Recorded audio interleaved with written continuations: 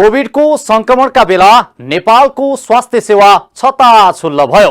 अस्पतालहरूमा हाहाकार मचियो। उपचारमा आम जनताको पहुँचको वास्तविक अवस्था थाहा भयो। अस्पतालको अवस्थाकै कारण सयौंले ज्यान गुमाउनु पर्ने अवस्था आयो। त्यसयता लाग्यो स्वास्थ्य क्षेत्रको अवस्थाबारे वास्तविकता भोगेको सरकार अब केही सजग भयो होला। आउँदा वर्षमा नेपालले स्वास्थ्य क्षेत्रमा अद्भुत प्रगति गर्ला, तर त्यस्तो हुन सकेन। नमस्कार, यो न्यूज एट टुडे, म हेमराज भट्ट। स्वास्थ्य क्षेत्रमा सुधारका लागि हरेक दलले आफ्नो घोषणा पत्रमा ठूला ठूला बाचा गरेका हुन्छन्, तर दलहरू सरकारमा पुगेपछि बाचा अनुसारको कुनै पनि काम गरेको हुँदैन। पछिल्लो केपी ओली सरकारले पनि स्वास्थ्य क्षेत्रमा सुधारका नाममा विभिन्न योजना सुनाएको थियो। त्यसबेला प्रधानमन्त्री केपी शर्मा ओलीले भर्चुअल माध्यमबाट देशका 700 भन्दा बढी स्थानीय निकायमा अस्पतालको उद्घाटन गरेर निकै चर्चा कमाए। एमाले आफ्नो उपलब्धिका रूपमा लिने गरेको अस्पतालको उद्घाटनको अहिले के छ त अवस्था? भर्चुअल उद्घाटन गरिएको अस्पताल निर्माणको काम त्यसै बेला सुरु भयो त? विभिन्न स्थानीय निकायबाट यो स्थलगत रिपोर्ट। मुलुक कोरोना महामारीले आक्रान्त भइरहेका बेला केपी ओली नेतृत्वको अघिल्लो सरकारले एउटा महत्वपूर्ण योजना ल्यायो। अस्पताल अभावका कारण सयौं बिरामीले उपचार नपाएर अकालमै ज्यान गुमाउनु परेको पीडाबोधलाई सरकारले नजिकबाट बुझेको जस्तै गरी अहिलेसम्म अस्पताल नभएका स्थानीय तहमा 2 वर्षभित्र सम्पन्न गर्ने गरी 5 देखि 15 शय्यासम्मका आधारभूत अस्पताल बनाउने घोषणा गर्यो। सरकारको यति महत्वाकांक्षी योजनालाई आम जनताले स्वागत गर्दै सामाजिक सञ्जालमा ओली सरकारलाई बधाई दिनेको ओइरो नै लाग्यो। 2077 सालमा 396 र 2078 सालमा थप 259 गरी 655 वटा अस्पताल बनाउन स्वीकृत भएको थियो। सरकारले पहिलो चरणमा 2077 साल मङ्सिर 15 गते 396 स्थानीय तहमा एकसाथ आधारभूत अस्पतालको शिलान्यास गरेको थियो। अस्पतालको शिलान्यास गर्न संघीय सरकारका देखि प्रदेश सरकारका मन्त्रीदेखि सांसद र स्थानीय तहका प्रमुखहरू गाउँ गाउँमा पुगेका थिए। यतिसम्म कि केहीले त शिलान्यासकै लागि भनेर हेलिकप्टर नै चार्टर समेत गरे। बिना तयारी तछाड मछाड गर्दै शिलान्यास गर्न गाउँमा पुगेका उनीहरूलाई अस्पताल बनोस् वा नबनोस् कुनै मतलब थिएन। मतलब त बस यो योजना मैले नै ल्याएको हो भन्दै आम जनताको नजरमा जस लिनु मात्रै थियो। त्यसैले अहिले फर्केर हेर्दा शिलान्यास गरिएका ती अस्पताल मध्ये केही पालिकामा त शिलान्यास गरिएको स्थान नै छुट्याउन नसकिने अवस्था रहेको छ। निकै तामझामका साथ शिलान्यास गरिएका ती अस्पतालको अवस्था हेर्दा सरकारले सस्तो लोकप्रियताकै लागि त्यो योजना अघि बढाएको देखिन्छ। सबै ठाउँमा अस्पताल निर्माणका लागि 58 अर्ब 44 करोड 31 लाख 86 हजार लगानी लाग्ने अनुमान स्वास्थ्य मन्त्रालयको थियो। सोही अनुरूप स्वास्थ्य मन्त्रालयले 2077 सालमा 396 अस्पतालको डीपीआर का लागि भन्दै 70 लाखदेखि 1 करोड रुपैयाँसम्म विभिन्न पालिकामा पठाएको थियो। तर रकम लिएका मध्ये कतिपयले त काम नै नगरी सम्पर्कविहीन नै बने। देशभर सञ्चालनमा रहेका सरकारी अस्पताल, प्राथमिक स्वास्थ्य केन्द्र, स्वास्थ्य चौकी, शहरी स्वास्थ्य क्लिनिक लगायतका दरबन्दी अनुसार स्वास्थ्य कर्मी र पर्याप्त उपकरण नहुँदा गुणस्तरीय सेवा दिन नसकेको सरकारले नयाँ अस्पतालको शिलान्यास गरिए पनि भरपर्दो सेवा प्रवाह हुन सक्नेमा त्यति बेला नै आम नागरिक तथा सरकारवाला विश्वस्त भएका थिएनन्। त्यसैले पनि अहिले शिलान्यास गरिएका कतिपय अस्पताल भवनको हकीकत त्यस्तै देखिएको छ। अहिलेका प्रधानमन्त्री शेरबहादुर देउवाको गृह जिल्लामा आधारभूत अस्पतालको निर्माण कार्य कछुवा गतिमा भइरहेको छ। अस्पताल निर्माणको ठेक्का पाएको राजेन्द्र निर्माण सेवा कम्पनीको चरम लापरवाहीकै कारण अस्पताल योजना अनिश्चित नै बनेको छ। जिल्लाको अलिताल गाउँपालिका, अजय मेरु गाउँपालिका, भागेश्वर गाउँपालिका, गन्याबधुरा गाउँपालिकामा 10 शय्या क्षमताको अस्पताल निर्माणाधीन छ। नवदुर्गा गाउँपालिकामा शिलान्यास गरिएको भए पनि अस्पताल निर्माणको प्रक्रिया अझै सुरु हुन सकेको छैन। डडेलधुरामा 4 स्थानीय तहमा 10 र 1 स्थानीय तहमा 15 शय्याको अस्पताल निर्माण अघि बढे पनि अस्पताल निर्माणको काम कहिले सम्पन्न हुन्छन् भन्ने कुनै टुङ्गो नै छैन। यस्तै कैलाली जिल्लामा पनि 3 वटा स्थानीय तहमा अस्पताल भवनको शिलान्यास गर्दै बजेट समेत आएको भए पनि प्रगति सन्तोषजनक देखिएको छैन। शिलान्यास गरिएका 2 वटा पालिका बर्दगोरिया र गौरीगंगा नगरपालिकाको चौमालामा अस्पताल भवनको निर्माणको काम अगाडि बढेको भए पनि मोहनयालको सुगरखालमा पनि अस्पतालको शिलान्यास भए पनि अहिलेसम्म काम अगाडि बढ्न सकेको छैन। कैलाली जिल्लामा 3 ठाउँमा चाहिँ यो 15 बेडको हस्पिटल बनाउने भनेर चाहिँ त्यो बजेट पनि परेको हो हैन। शिलान्यास पनि लगभग भएको छ। र 2 ठाउँमा चाहिँ अगाडि बढेको छ काम होइन। तर मौनियालको सुँगरखालमा चाहिँ त्यसरी अगाडि बढेको छैन। शिलान्यास भए पनि त्यो काम चाहिँ त्यति अगाडि बढेको जेठ असाढसम्म थिएन। अहिले चाहिँ फेरि मैले पनि बुझ्न पाएको छैन। र यता बर्दगोरियाको दोदोधारा र अनि यता चौमालाको चाहिँ अगाडि बढिरहेछ काम। संघीय सरकारको योजना अनुसार निर्माणाधीन अवस्थामा रहेका आधारभूत अस्पतालको निर्माण र सञ्चालनको अधिकार स्थानीय तहलाई नै दिएको छ। स्थानीय तहमै बजेट आउने र काम पनि स्थानीय तहबाट हुने हुँदा यसमा स्वास्थ्य कार्यालयसँग सहजीकरण भने नभइरहेको उनी बताउँदछन्। अहिले चाहिँ हामीले अरू कार्यक्रममा चाहिँ जाँदाखेरि चाहिँ हामीले बुझ्छौँ। तर अब त्यो सङ्घ प्रदेश 3 तहको सरकार भएको कारणले गर्दाखेरि पालिकामै बजेट आउने हो, पालिकाले नै निर्माण गर्ने र त्यो 15 बेडको हस्पिटलको स्वामित्व पनि पालिकामै भित्र भएको कारणले गर्दाखेरि अब त्यस्तो कहिले इन्फर्मेसनको सहजीकरणको लागि अनि तपाईँहरूले जस्तै माथिबाट चाहिँ के छ अवस्थाको अपडेटको त्यस्तो पऱ्यो भने हामीले समन्वय गर्ने चाहिँ छँदैछ। तर ओभरअल चाहिँ यो निर्माण र यो सञ्चालन निर्माण र सबै चाहिँ पालिकाकै एकल अधिकार र पालिकाकै काम भएकोले हामीले त्यति भनौँ न सहजीकरण त्यति गर्न सकेका छैनौँ। उता धनुषामा पनि शिलान्यास गरिएका अस्पतालको अवस्था शिलान्यासमै सीमित देखिएको छ। जिल्लाको धनुषाधाम, छिरेश्वरनाथ, शहीदनगर, विदेह, मिथिला बिहारी, हंसपुर र औरही, बटेश्वर सहितका स्थानीय तहमा 10 देखि 15 शैय्यासम्मका सुविधा सम्पन्न अस्पताल निर्माणका लागि शिलान्यास गरिएको थियो। तर ती अस्पतालहरू यति बेला शिलान्यासमै सीमित बनेका छन्। धनुषाधाम नगरपालिकाले 15 शैय्याको अस्पतालका लागि फाउन्डेसन तयार गरिएको भए पनि बाँकी स्थानीय तहले काम नै गर्न सकेका छैनन्। सबैला नगरपालिकाले पनि झण्डै 10 करोडको लागतमा निर्माण हुने उक्त अस्पतालका लागि जग्गाको व्यवस्थापन गरी शिलान्यास गरियो। त्यसको डीपीआर पनि तयार गरे। तर मोबिलाइजेसनको रकम नै स्वास्थ्य तथा जनसङ्ख्या मन्त्रालयले नपठाउँदा काम अगाडि बढ्न नसकेको नगरपालिकाले जनाएको छ। यस्तै हंसपुर नगरपालिकाले 10 शैय्याको अस्पताल निर्माणका लागि पटक पटक टेन्डर गरिसकेको छ। तर यसअघिका मेयर र प्रमुख प्रशासकीय अधिकारी बीचको विवादकै कारण काम अगाडि बढ्न सकेको छैन। छिरेश्वर नगरपालिकाले 15 शैय्याको अस्पतालको निर्माणका लागि जग्गाको व्यवस्थापन त गरियो, तर जग्गाको विषयमा नगरपालिका कार्यपालिकामै विवाद भएपछि अहिलेसम्म टेन्डर समेत हुन सकेको छैन। अहिलेसम्म टेन्डर नै हुन नसकेको प्रमुख प्रशासकीय अधिकारी प्रमोद घिमिरेले बताएका छन्। बटेश्वर गाउँपालिकामा पहिलो अध्यक्ष डम्बर बहादुर राउतमाथि नै अख्तियारमा मुद्दा परेपछि त्यो काम नै रोकिएको छ। तर गाउँपालिकाका नवनिर्वाचित नयाँ पदाधिकारीले अब त्यो कार्य अगाडि बढाउने प्रतिबद्धता जनाएका छन्। देशैभर एकैसाथ शिलान्यास गरिएका मध्ये केही ठाउँमा भने निरन्तर रूपमा काम भइरहेको समेत पाइएको छ। कञ्चनपुरमा निर्माणाधीन आधारभूत अस्पतालको भौतिक प्रगति राम्रै रहेको पाइएको छ। कञ्चनपुरको शुक्लाफाटा नगरपालिकाका अनुसार अहिले सो पालिकामा निर्माणाधीन अस्पतालको काम 60% पुरा भइसकेकाले यस कार्यलाई निरन्तरता दिइरहेको नगरपालिकाले जनाएको छ। हाम्रो शुक्लाफाटा नगरपालिका अन्तर्गतको त्यो नगर अस्पताल चाहिँ 10 शैय्याको छ र त्यसको निर्माण कार्य चाहिँ हाम्रो लगभग अब चाहिँ पहिलो तलाको ढलान हुने उसमा क्रममा चाहिँ पुगेको छ। काम स्पिडली गएको छ र अब ढलान हुने उसमा चाहिँ पुगेको छ। बिल्डिङ स्ट्रक्चरका लागि त अब तपाईँको ढलान भनेपछि त 60% त भयो नि। सरकारको योजना अनुसार प्रदेश नम्बर 1 मा सबैभन्दा धेरै 86 वटा, लुम्बिनीमा 57, सुदूरपश्चिममा 54, मधेस गण्डकीमा 53, बागमतीमा 51 र कर्णालीमा 42 स्थानीय तहमा अस्पताल बनाइने थियो। 5 बेडको अस्पताल बनाउन 5.6 रोपनी अर्थात् 9 कट्ठा र 10 र 15 बेडको अस्पताल बनाउनका लागि 7.2 रोपनी अर्थात् 11 कट्ठा जग्गा आवश्यक पर्छ। तर सुरुवातमै जग्गाको टुङ्गो नलाग्दै, डीपीआर नबन्दै, राजनैतिक खिचातानी र सस्तो लोकप्रियताका लागि हतारमा शिलान्यास गर्दा निर्माणको कार्य अलपत्र परेपछि सुरुवातमा वाही पाएको ओली सरकार त्यसपछि त्योभन्दा बढी आलोचित बनेको थियो। नेपालको सबैभन्दा पुरानो अस्पताल वीर अस्पताल 133औं वर्षमा पुगेको छ।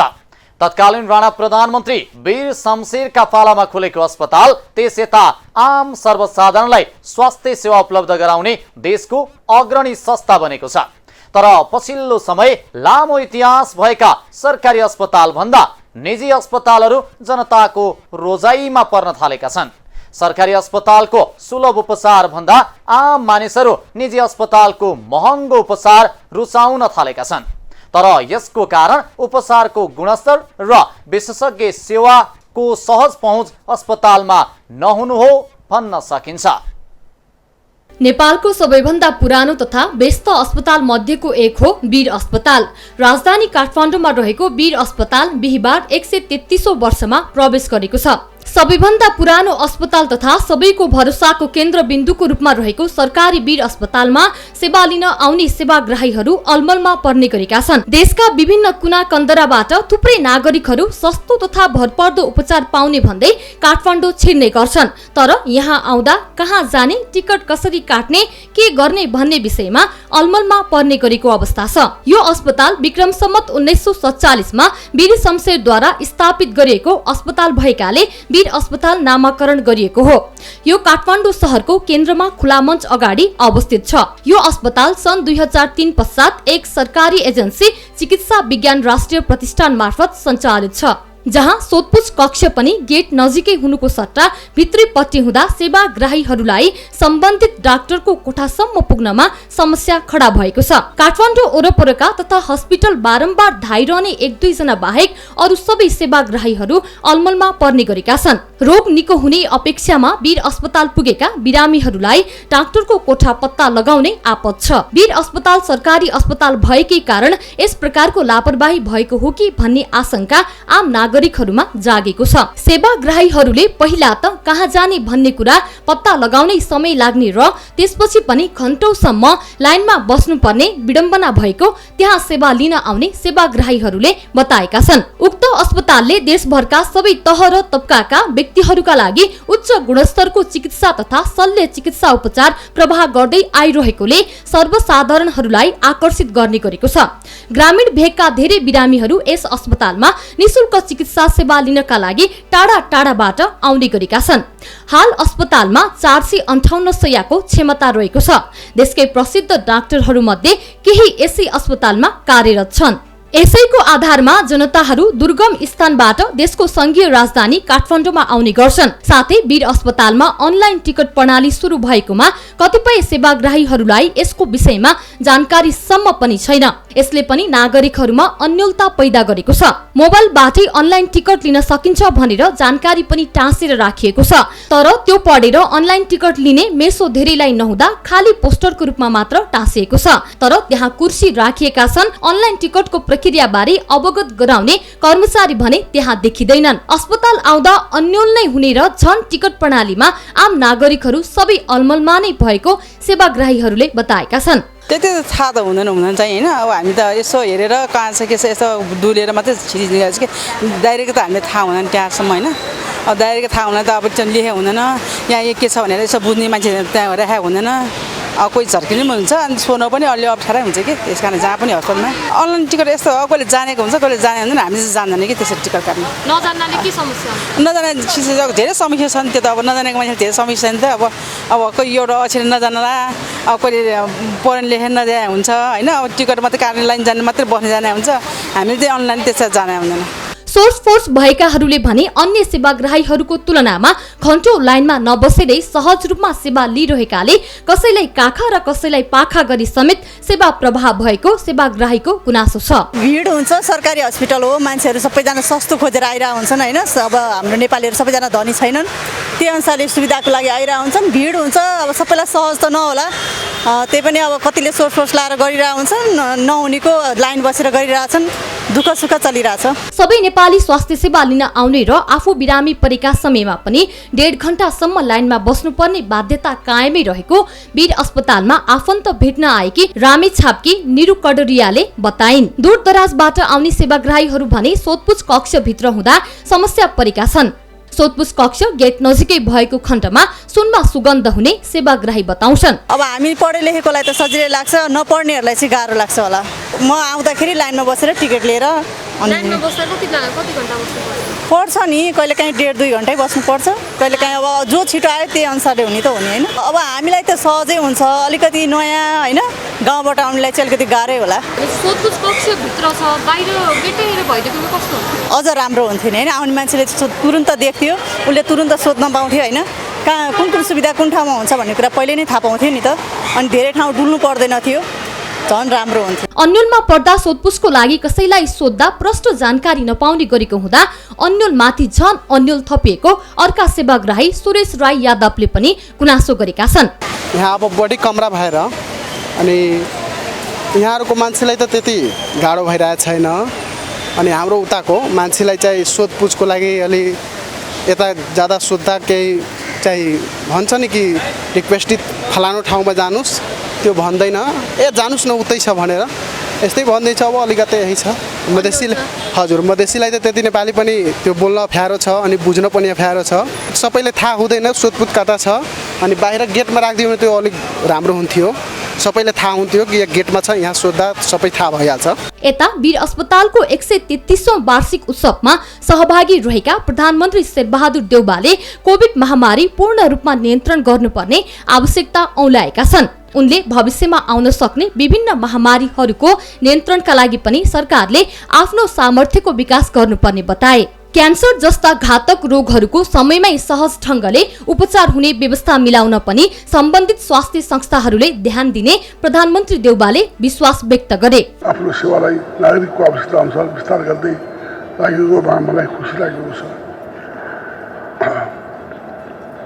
केही समय यता नत्थर भएको कोभिड-19 महामारी पुनः बिस्तारै फैलिँदै जाने खतरा देखिएको छ।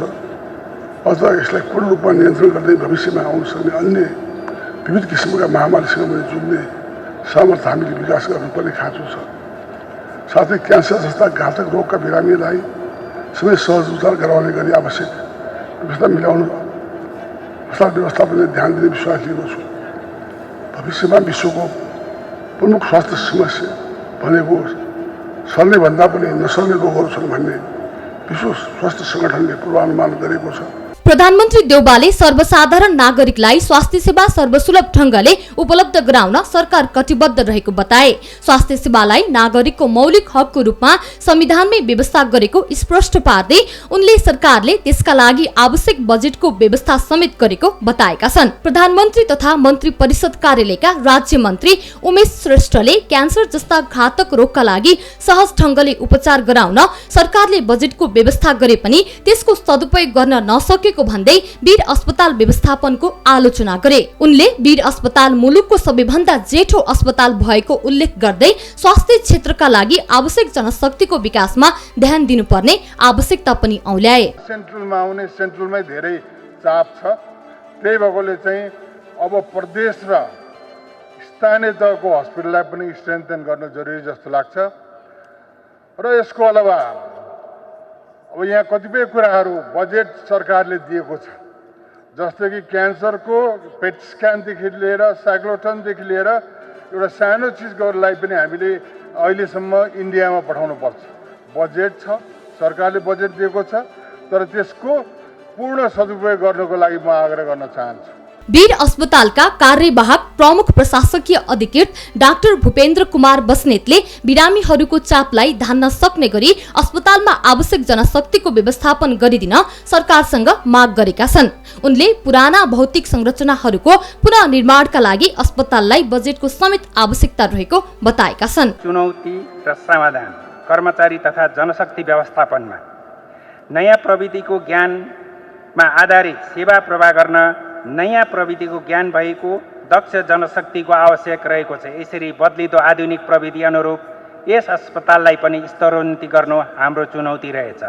बढ्दो बिरामी चाप तथा सेवा विस्तार अनुसार विज्ञ तथा प्राविधिक जनशक्तिको अझै अभाव रहेको छ। त्यसमा पनि नर्सिङ जनशक्तिको अत्यन्तै अभाव रहेको छ।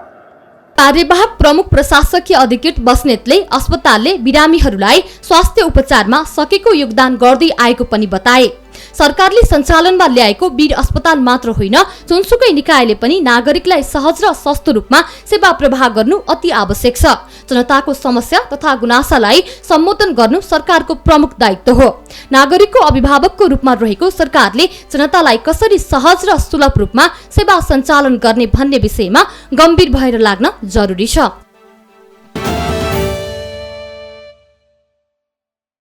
एसई विगतको एसएलसी को समकक्ष विद्यालय परीक्षा हो, तर विगतमा एसएलसी जस्तो अब एसई को क्रेज भने रहेन। अहिले कक्षा 10 पास गर्नु विद्यालय शिक्षाको सामान्य खुड्किलो चढ्नु जस्तै रहेको छ।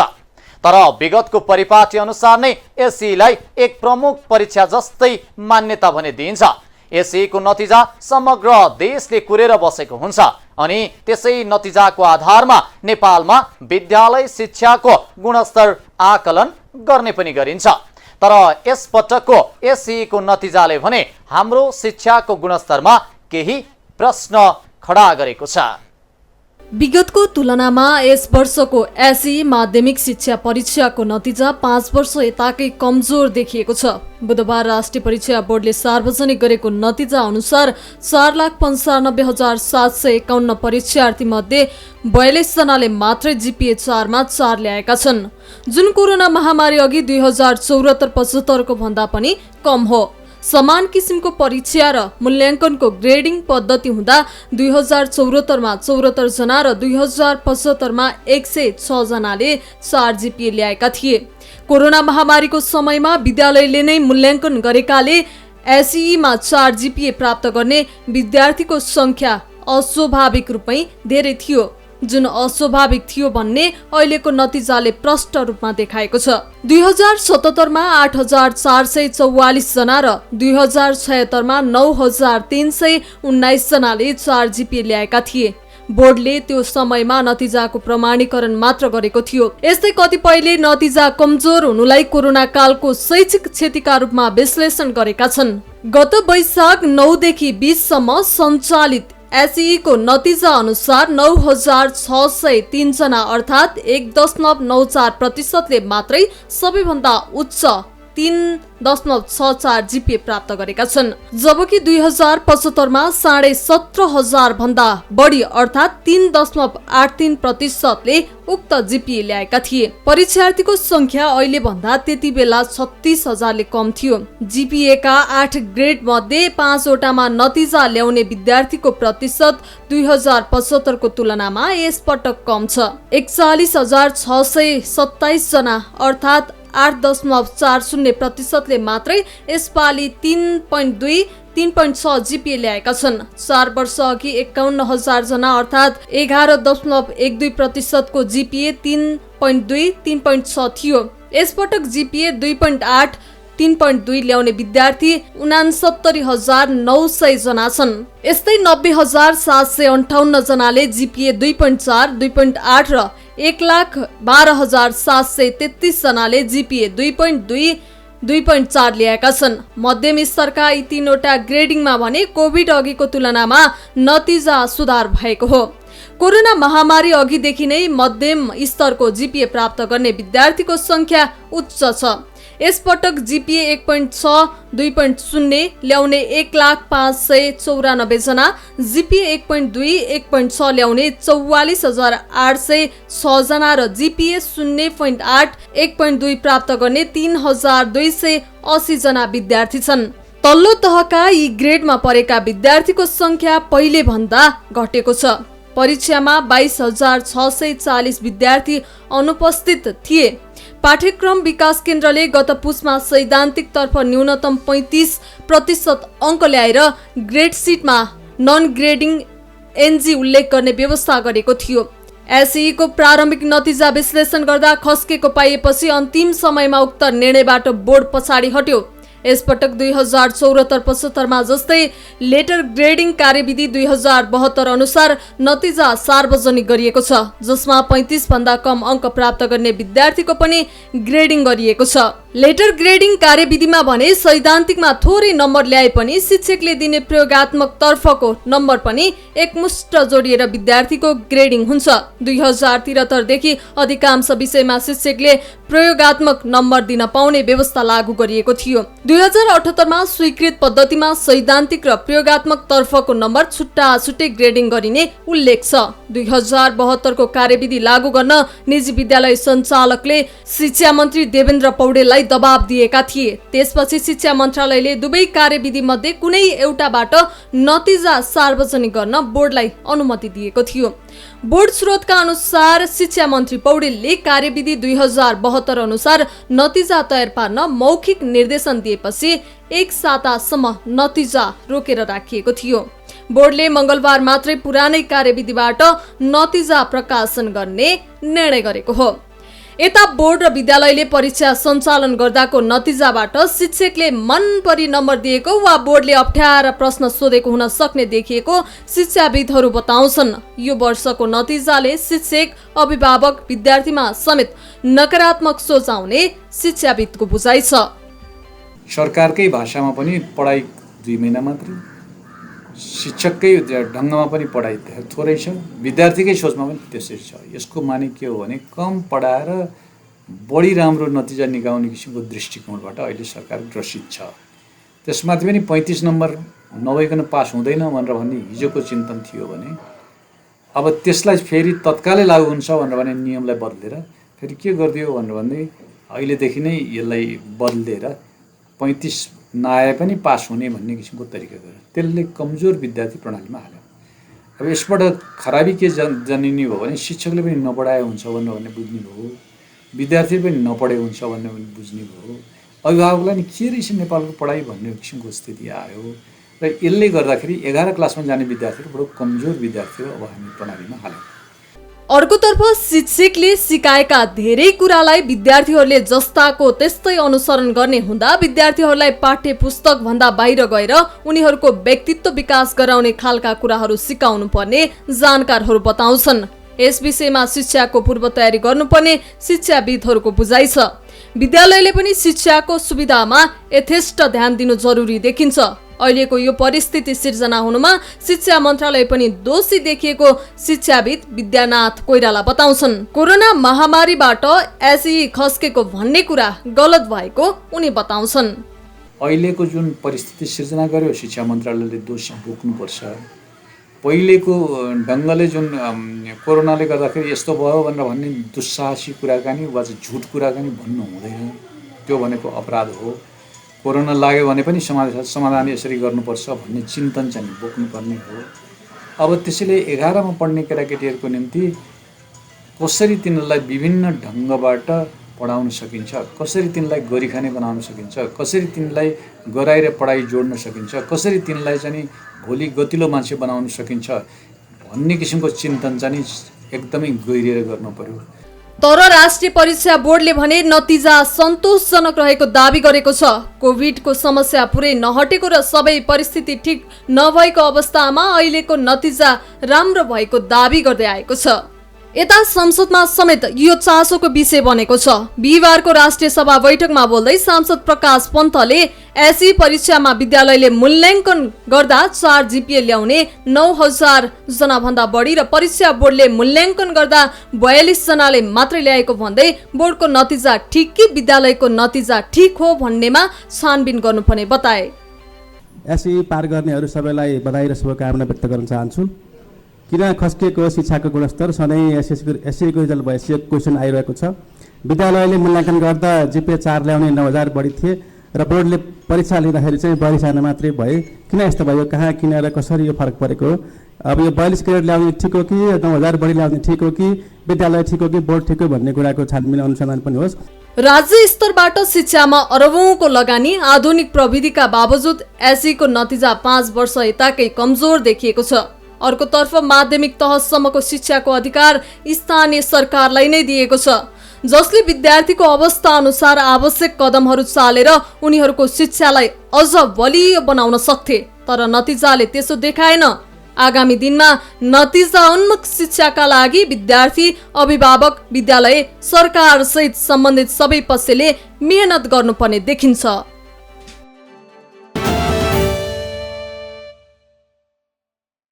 स्वास्थ्य होस् कि शिक्षा, आम सर्वसाधारणको पहुँच सुनिश्चित हुन सकेको छैन। देशका कयौं बालबालिकाले आधारभूत शिक्षाबाट समेत वञ्चित हुनुपर्ने अवस्था अझै विद्यमान छ। जनताको मौलिक अधिकार भनिने शिक्षाको अधिकार संविधानमा मात्र सीमित भएको छ। माध्यमिक तहसम्म निशुल्क शिक्षाको कुरा कागजमा मात्रै सीमित बनेको छ। जनता आफै सजग भएर आफ्नो अधिकार प्राप्तिका लागि नलडेसम्म संविधान प्रदत्त अधिकार समेत पाइने अवस्था छैन। हवस् त आजलाई न्युज एट टुडे यति नै। हामी सबै बिदा चाहन्छौं। नमस्कार।